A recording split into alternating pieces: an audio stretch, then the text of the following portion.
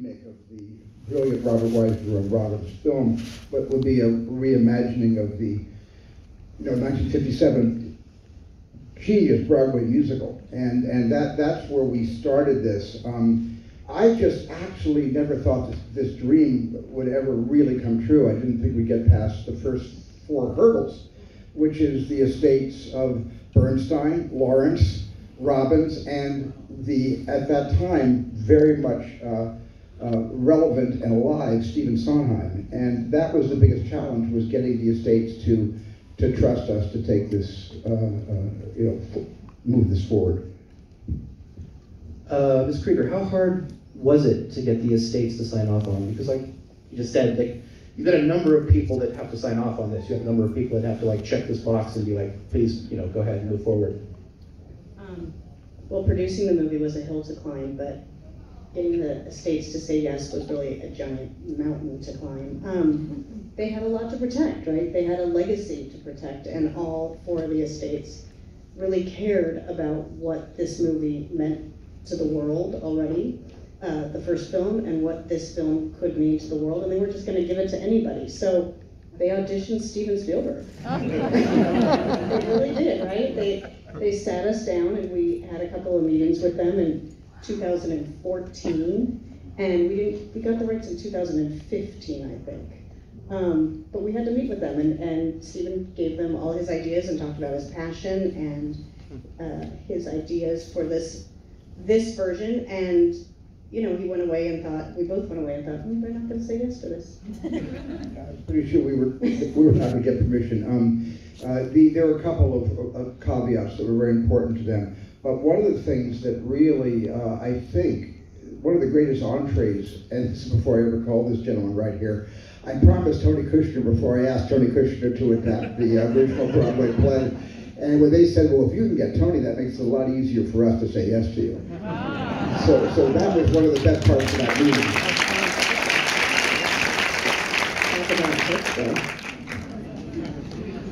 Okay, so you're dangling Tony Kushner in front of them as bait. And then you, I assume, go to Mr. Kushner and say, hey, I'd love to adapt this.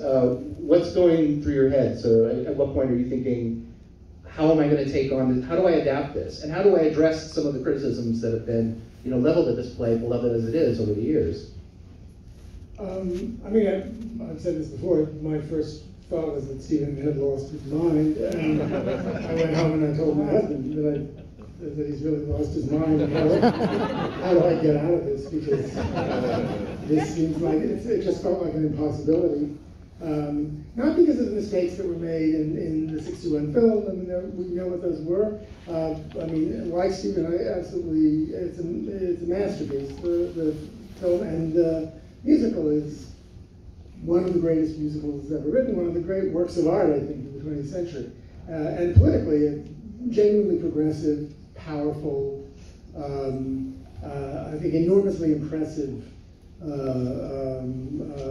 political act, as well as an incredible work of incredible aesthetic ambition. So, we both, when Stephen first said, you want to do this, we both admitted that we thought that the '61 film was amazing. And, I think that from the very beginning, we both agreed we weren't out to fix it or correct it. There were certain things that were done in '61, like, casting white actors to play Latino, Puerto Rican characters and so on, that we weren't going to do, obviously. But I think our basic approach was, from the very get-go, is to sort of take the musical at its word, that it really was seriously and deeply about the things that it seemed to be about, and then to sort of begin to look and see what were the ways in which we could bring out things that were genuinely a part of the original musical and of the '61 film, and bring them more to into articulation and presence in the film. And it was kind of magical the whole way how readily the West Side Story welcomed that. We went back to the '57 original Broadway cast album. That's the one that I grew up on. and Stephen as well, I began to notice that all the song order was, the songs were in different orders, and I Feel Pretty is after the Rumble and so on. And Stephen and I began talking about we only disagreed about one song, which was I wanted to put Krupke in the second act where it was originally intended to be, and you had the most violent reaction you've ever had to anything I'd ever done. In Lincoln, I wrote, we were trying to figure, I don't remember when this was, but at one point in the long process of doing Lincoln, I wrote a scene. Do you remember the scene where there was like a fantasy character of an old lady who visits Lincoln and then falls out a window or something? You were very polite about that. I said, that's interesting. Well, yeah, but maybe not. But you called, you said something like, I love the screenplay until I got to Krupke and then it ruined it for me. And never, it's never going to be in there. Get it out of there. Rewrite the whole thing. I can't show it to anybody unless you get it out of there. It was like, so it got shoved into the first act. And you were right about it, actually. I mean, you were completely right about it. I had lingering regrets until I finally saw it. Thank you, Tony. We're having a moment here in front of everybody. The thing that I was wrong about, you were right about, and the only person on my side was Stephen Sondheim when I called him. We both wanted to cut I Feel Pretty. And the reason was that in the original, in the movie, the Robert Wise Jerome Robbins film, I Feel Pretty, and you know it presages the Rumble. It happens when Tony and Maria know they're existent in the world together, and she's celebrating the highest moment of her life, the happiest moment of her life. But in the original play, the reason, as Sondheim explained to me, the reason they came to me and said, you need to write an upbeat number because at the end of the second act, Bernardo and Riff are dead, and the audience is sobbing out by the concession areas, and we come back with more tragedy after they've had their break.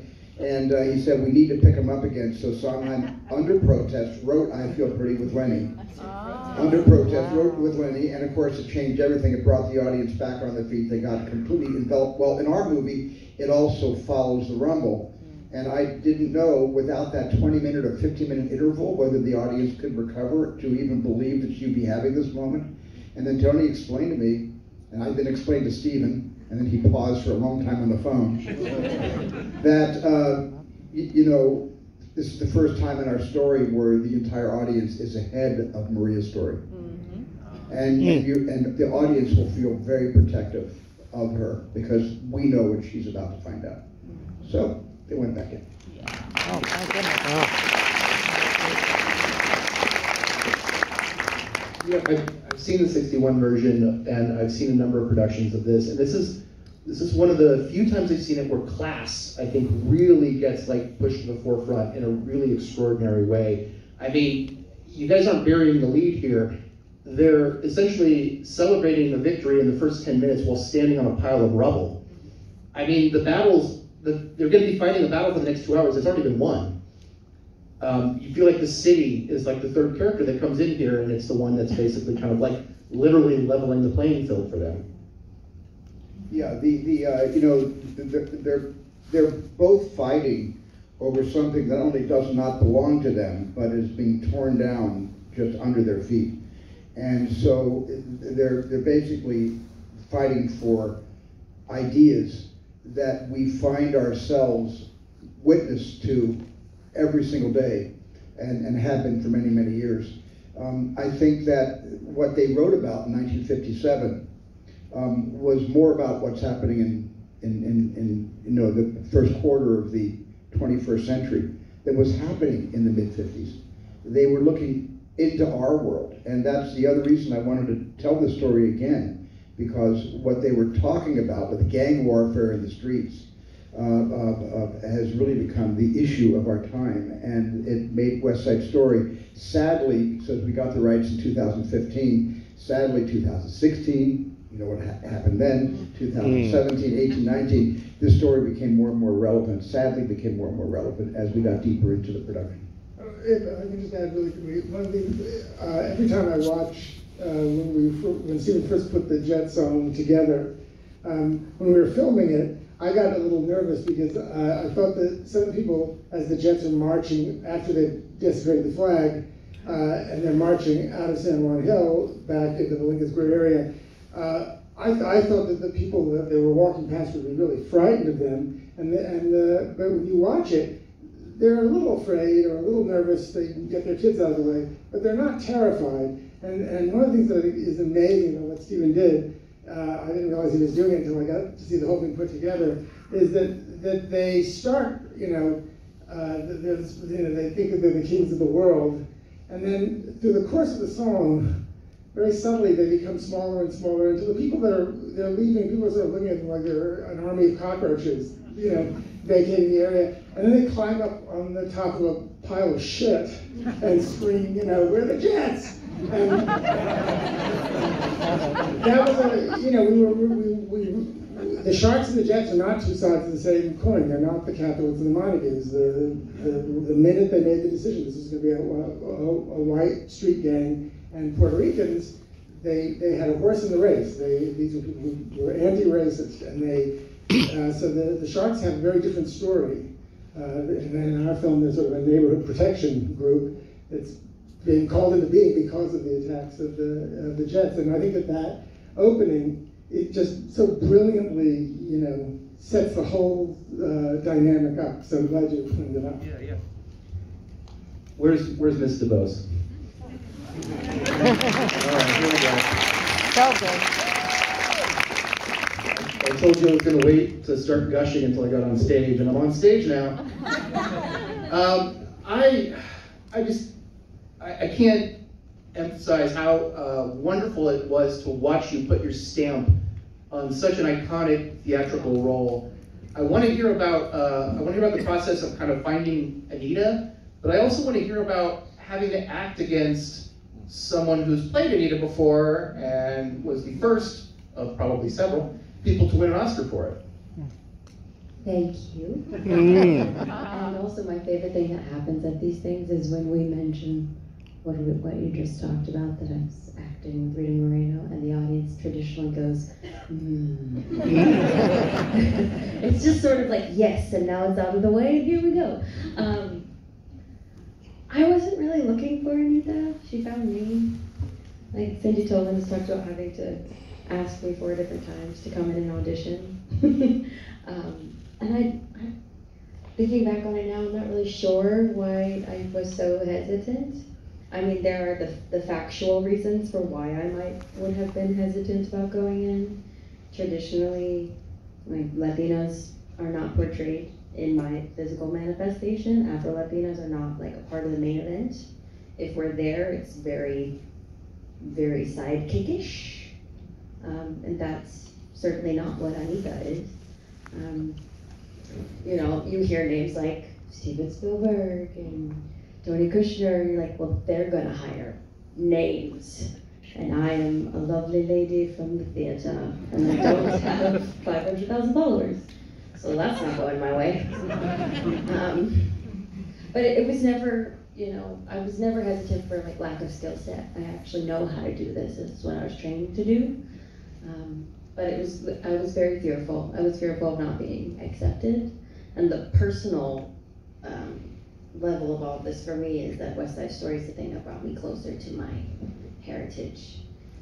And I found a personal level of acceptance in my own being that I never really anticipated to find.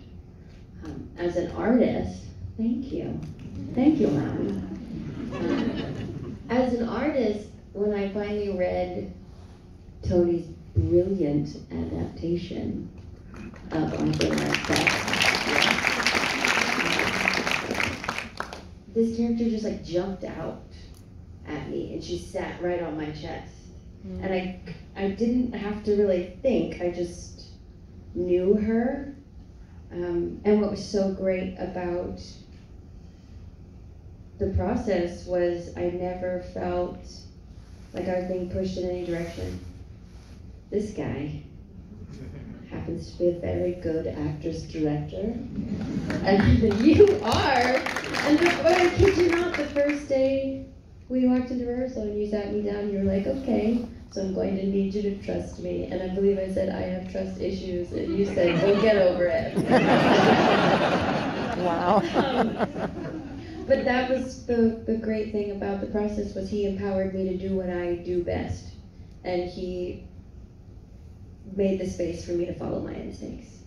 And sometimes that doesn't happen, especially when you're new to a different facet of the industry. I think sometimes maybe you could feel like you're being dragged along and they're having to teach you everything about movie making, because I do come from the theater. And instead he was like, no, you know how to do this. You know how to build a character, so do the thing that you do.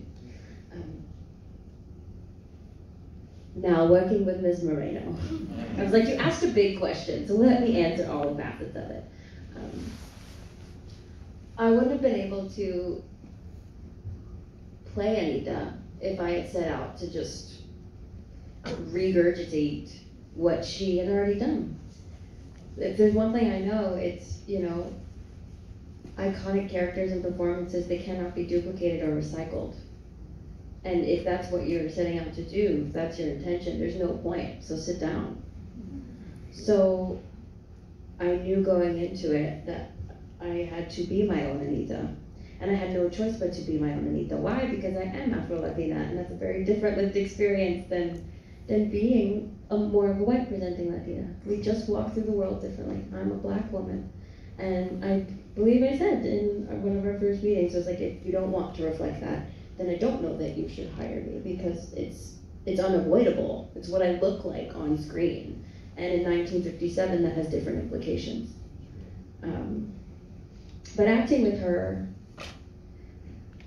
I call it a mind warp. It's not a time warp, it's a mind warp. Because for both of us, during the one thing that we share, it's hard, and I could sort of see it on her. She's since talked about it feeling a little bit like a struggle, because she's looking at me, and I'm Anita, but she's supposed to be Anita, and then she's like, but I'm Valentina, that's not, why is she saying my lines? Those aren't my lines, they're her lines. So it's this odd thing.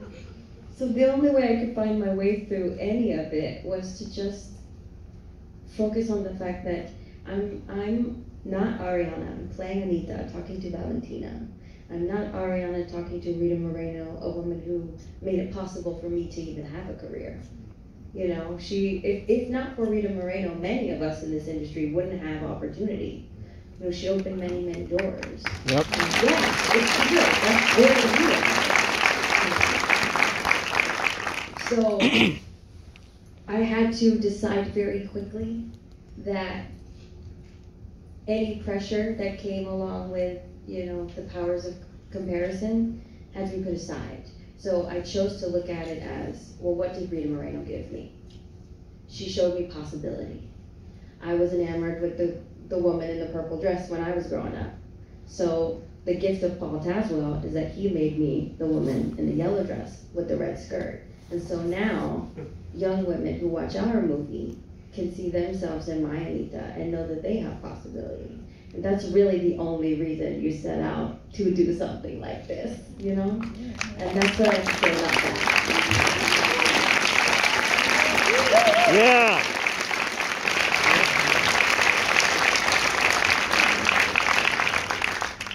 You know, since you brought up Paul Tazewell, and he is sitting here.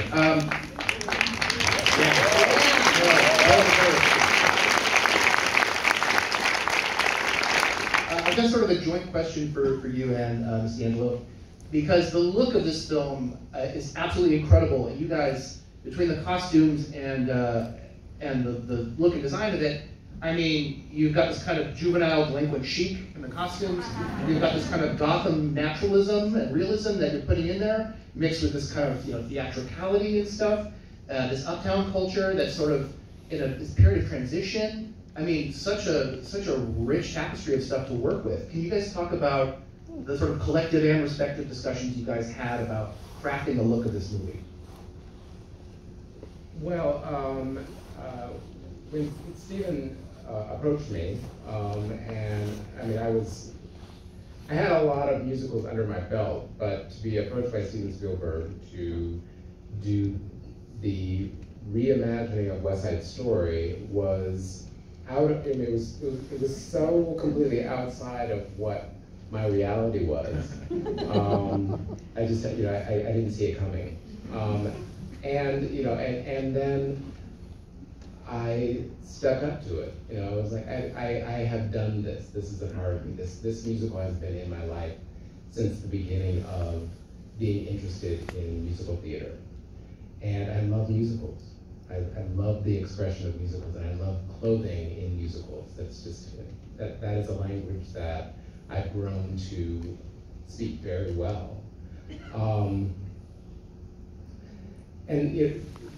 of our first conversations, Stephen and myself, he was very intent and very clear about wanting for the world that we create, this telling, to have more realism, to be reflective of the streets of New York City in 1957, which for me as a costume designer, it tips back into earlier years, probably 5 years earlier as well, in the way that we naturally wear clothes, have clothes in our closet that are older than, actually 1957. Also, you think about the economics of the people that we are portraying as well.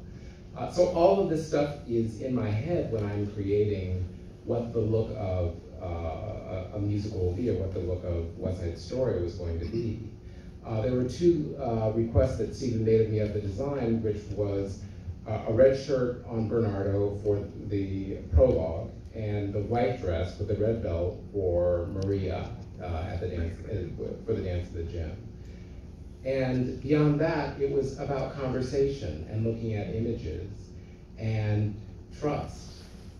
And that is golden for me and for any creative, to be given the information that taps into what's going on in his head, but then also to be given space to create. And what I was faced with was, you speak of the purple dress. I mean, I love that purple dress. I dream of that purple dress. I design that purple dress.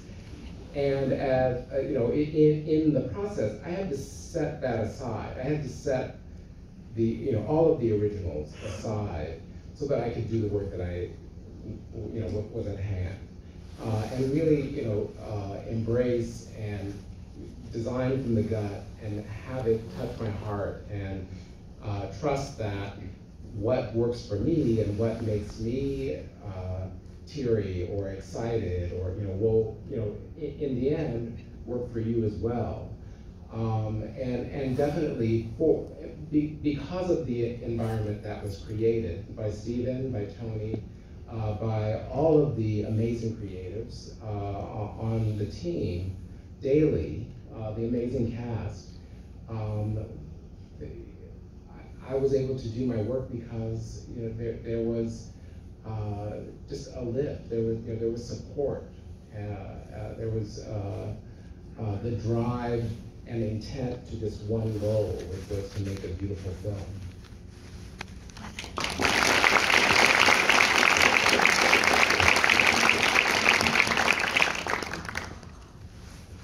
Yeah, thanks. Yeah, a lot of what Paul said is the same true for us. Looking at New York City in 1957 and thinking about how these people had probably lived in these interiors, and they were being torn down, but they've been living there since the 40s. And Stephen wanted to see a lot of the life inside the building. So you saw where you were in, where the buildings were being torn down, the wallpaper and the photos on the wall, and just to show that people had lived there, and to take it out onto the street, and to show the humanity of what was actually going on in a less theatrical way, and in a way where you feel for these people. Their homes have been torn down, and the wedding picture is still on the wall. And we were just trying to, I don't know, give these characters who seem to be like tough guys around the street fighting, give them a little bit of home life and, I don't know, humanity. And I think we did that with Bernardo's apartment, and we showed, we showed that they were homemaking, but there was still, he was a boxer, and she was a housemaker, and I don't know, they actually had a life besides Can I these say dogs. something about that? Yes, you can. No, it was really cool. I went too long. I felt like when working in Bernardo and Anita's apartment, and even Maria's too, but I mean, the backstory on that is really with Anita's apartment, and she's like sharing. Because, yeah. But what I noticed as an actor was it felt like there was a film over it. Like there was this layer of dust. You could never get it clean enough. You know, it felt like a hand-me-down apartment. You know, like at one point, someone with a lot of money might have lived there because there was space. But obviously, they are poor. They are a poorer community now. But within the context of these people living in this space, they had the nicest things that they could afford, or they found the thing that was discounted and they cleaned it and they shined it up, like everything that you guys put in this set for us to make ours felt like it was prized, you know. And these are real vintage pieces. Like you guys went out and found Anita got an actual like 1950s Singer sewing machine. I had to learn to sew on this. It was not easy. I had sewing lessons for that, but like the attention to detail and like the understanding of the context, you know, that it provided me as a character, and also just to point out the Tazwell of it all. Something that I love that he does. The progression of Anita's dresses is a really good example of this. Her gowns are indicative of her life force. So you start out with this beautiful portrait black neckline in Dance at the Gym, and it's sexy and it's charismatic, and she's absolutely on fire because she went there with the intent to dance and have a good time. And dagnabbit, that's what she does, even in the midst of all the crazy.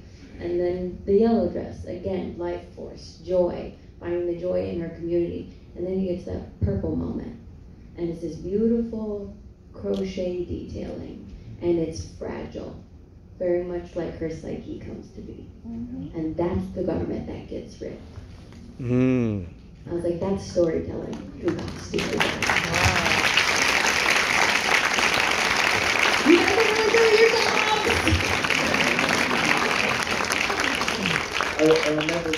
I remember going over to Adam Stockhausen with Rita and just saying, I love how some of the linoleum is folded up at the edges, and how the wallpaper isn't exactly, the seams aren't matching. Like when they put the wallpaper up, they missed a seam, so there's something a little bit askance on the walls. That was all intended. It was intended not just to create an impression of reality for all of us, but as Ariana said, it was intended to create a truth for the actors, so they really were living their characters in their own environment, to seem truthful to the time and to the period and to their incomes, to their finances, and so all of these little things are, I guess you could call them a form of the method.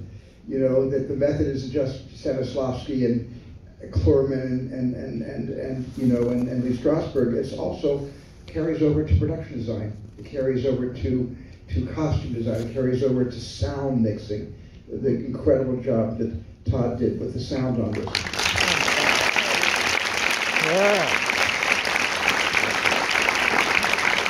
I didn't know, I should know this because this is my guild theater. This is the DGA theater. Do they have Atmos in here? What? You have what? Because Atmos sound. Because it's a good question. It doesn't matter. Todd's sound is so good it could be coming off a television set. It would be okay still. It would still be okay. But it is in a real great environment, a real great theater. The level of detail in the sound design with Todd's group and Andy, and all the kids back in LA that mixed it. We were just so proud of their work. It took months to mix this film. Let me tell you, right in the middle of COVID. Well, I mean, you're also lucky too that you've got somebody, this isn't your first rodeo in terms of like mixing sound for a musical, right? You've worked on these before. This will be my 11th.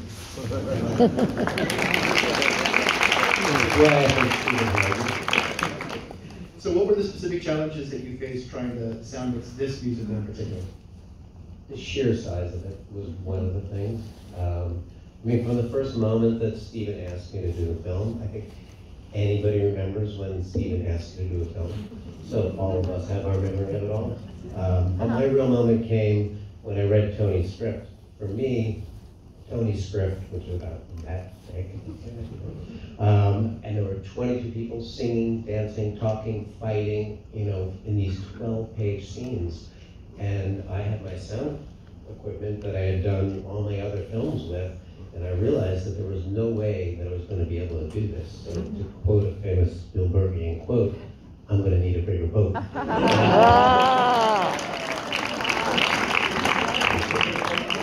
And I built one from the ground up. We spent 5 months building a cart where basically this film is like doing a Broadway show on the streets of New York in one of the hottest summers I think we've ever had in New York. And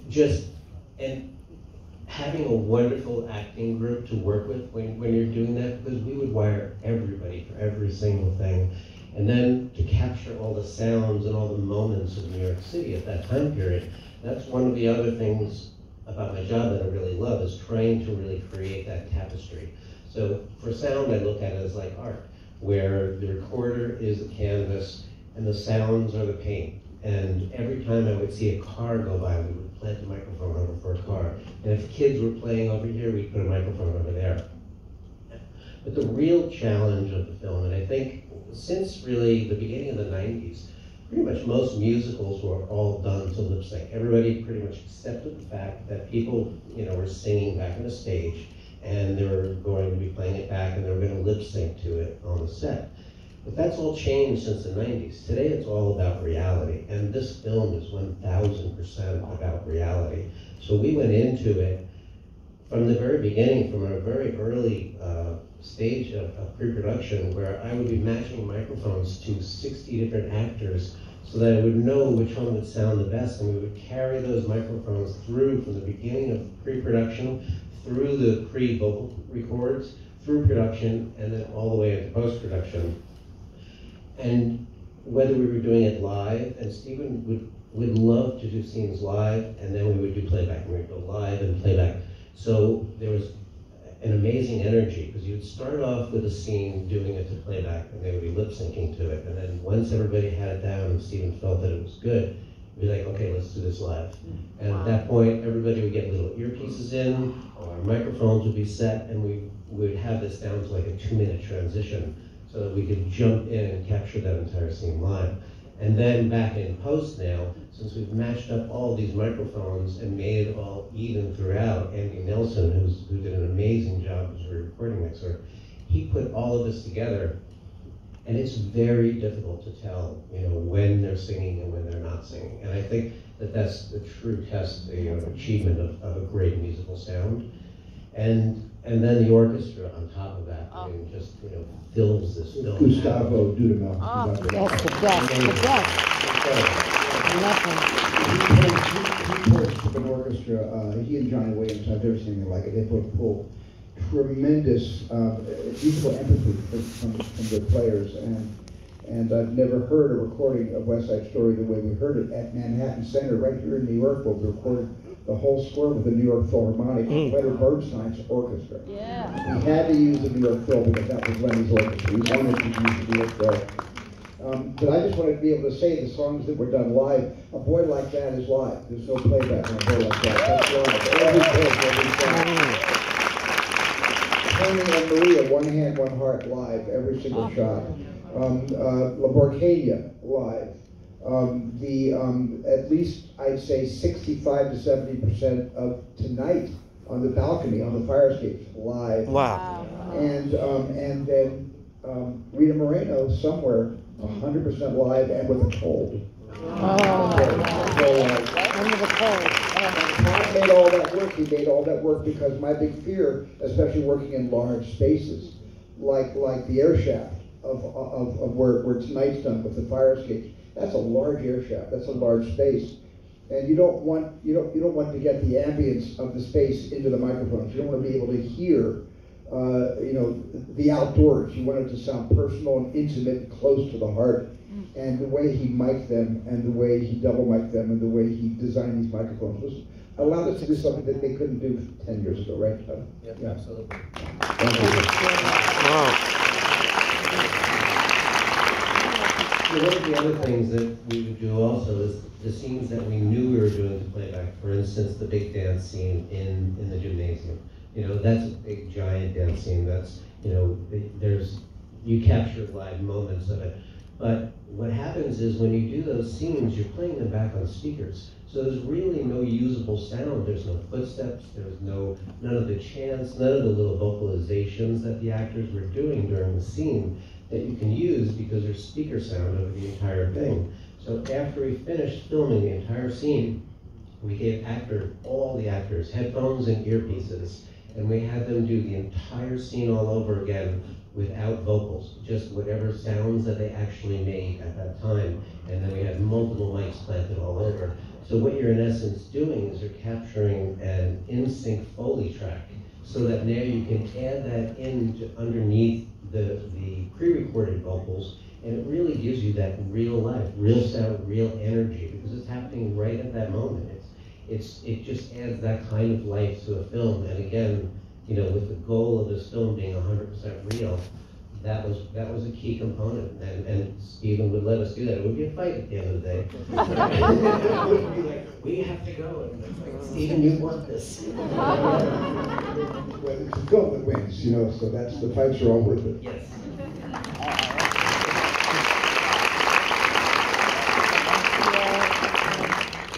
I know we've got to wrap this up in a sec, but before we all go, I want to allude to something that you brought up earlier in the evening when you said, we went to the estate in 2014, and then we were trying to get the rights to this, we were trying to get this set up. You alluded to a few things happening from 2016 until now. I'm curious, not just how everyone on the stage's relationship with the play has evolved or changed since you guys have made this, but what it means to each of you to put this movie out right now in 2022. Well, we're not in charge of the timing of anything. Everything that we do, everything that I've ever done as a filmmaker, is an intuitive reflection of the time I make the movie in, but it is not a conscious attempt at messaging. Because the emotion of West Side Story is about a lot of things, but the message is embedded, not so it feels preachy, but it certainly feels like we can make a connection with characters. With period cars and period costumes in an entirely different era, there's something about these characters in West Side Story that feel like characters we know and we are aware of today. And so I'm just very proud that the estates, threw in with us, trusted me, allowed me to risk besmirching or tainting what is obviously a classic motion picture from 1960-61, that they knew once Tony's script was finished and they could read through the script that we weren't imitating or remaking anything, but we were simply taking a profound message by 4 Jewish gay geniuses in 1957 and telling it in our way today. Wow. Yeah.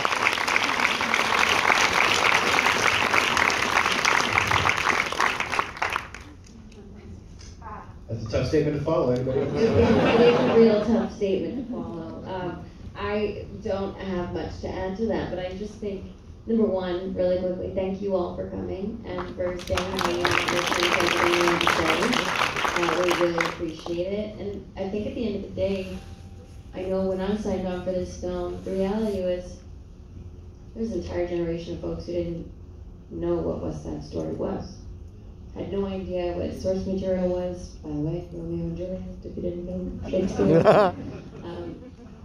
So bringing this story to life now, even though we made this film pre-pandemic, and like Stephen said, no actual conscious effort at specific messaging, you cannot deny that this classic work still has themes within it that we need to be considering now.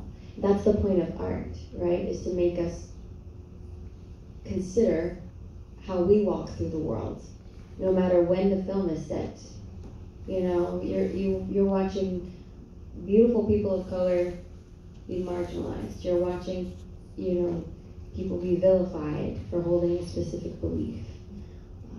You're seeing the effects of how institutions pit people against each other just to maintain a position of power.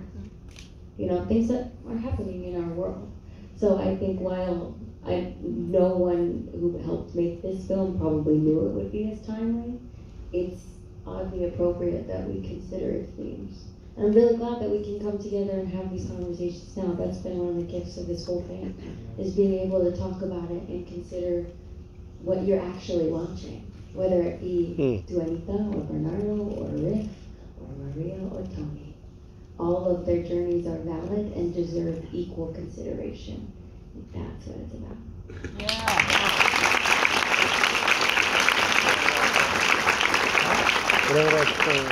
Really? I can't follow either of those. I'm sad that the film came out in 2021 at the very end of the year with Omicron, because I really think this movie deserves to be seen on the big screen. And that makes me terribly sad. Yes. I'm thrilled we made this movie. We all know why we made it. I'm sure Tony's going to say something much more profound.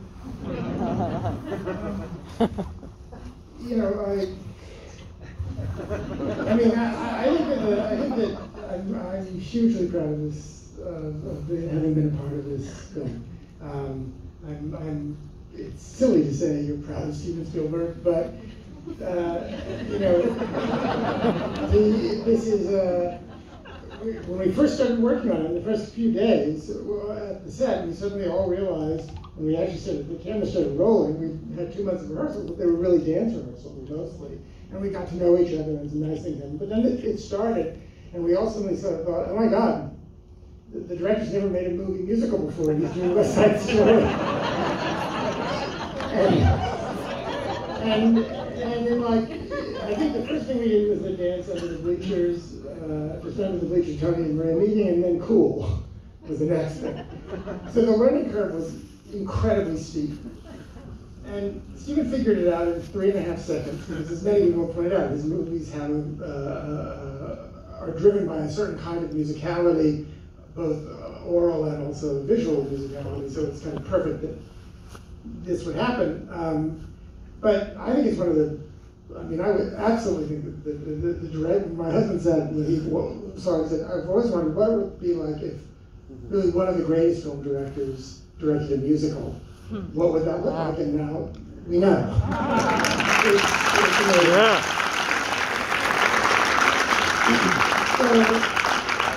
So that's thrilling. We were making our fourth movie together, the three of us.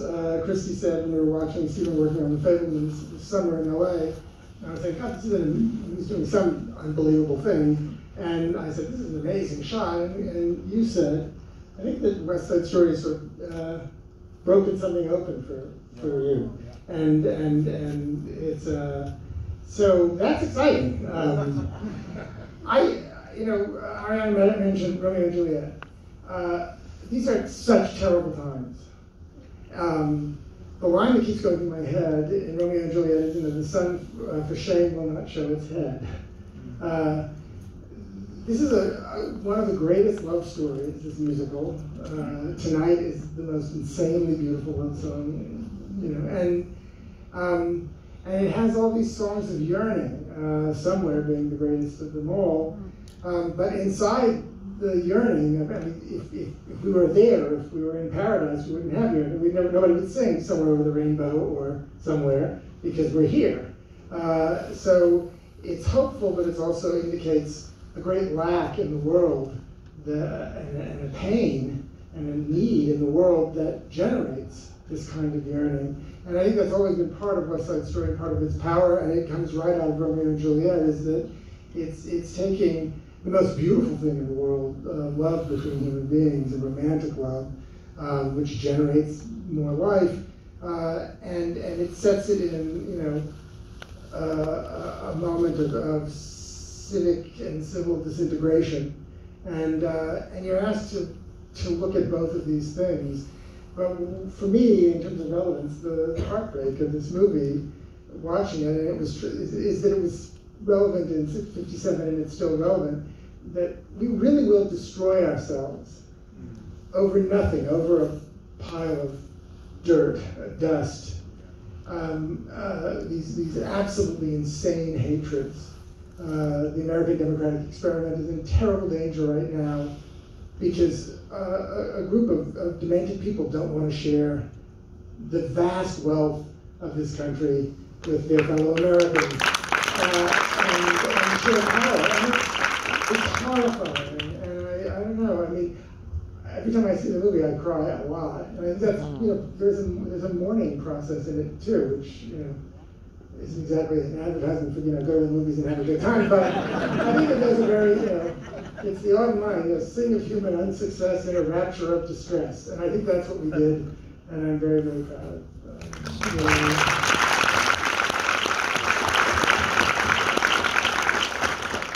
I'd just like to say one thing. As a cinematic experience, this film is a masterclass in film. It was on the set every single day. Every time I've seen the film, it is just everybody doing the top work that they could do. We hired the most talented people, and everybody was at 110%. And every single day was truly a masterclass, and it was a true pleasure.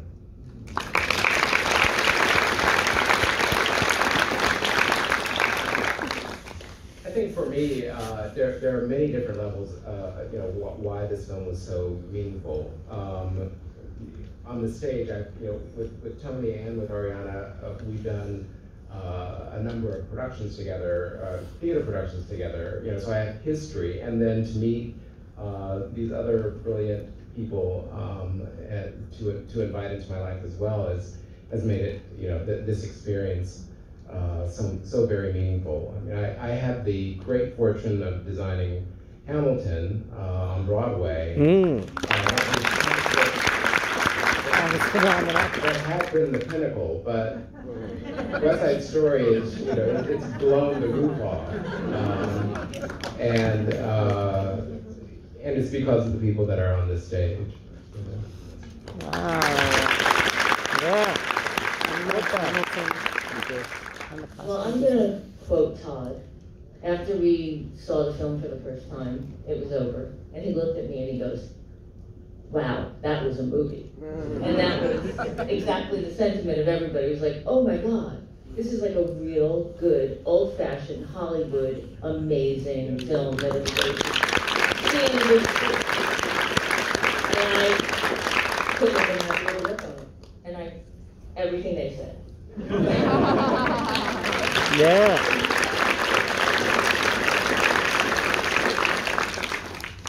Thank you all for coming out. Thank you all for coming out. Thank you.